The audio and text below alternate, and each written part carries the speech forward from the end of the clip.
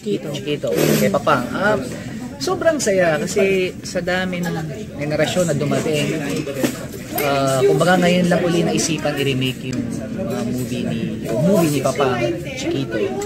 At isa po ako sa napili ng producer na gumanap. Kaya po sobrang kinakabahan, sobrang excited. Kaya po talagang gumagawa kami ng pagpupulong o pag-meeting with my director na si GB San Pedro para lalo mas mapaganda yung pelikula. Paano niyo ulit papakilala si Mang Kepeng sa mga henerasyon niya? Kasi sa tagal-tagal. Alam mo, yun ang isang iniisip namin, paano i-introduce dun sa mga kabataan ngayon na hindi na naabutan si Chiquito, si Mang Kepeng. Kaya nga, ang ginagawa rin namin yung version kung sino ba dati o sino ba si Mang Kepeng noon at ito na yung bagong Mang Kepeng.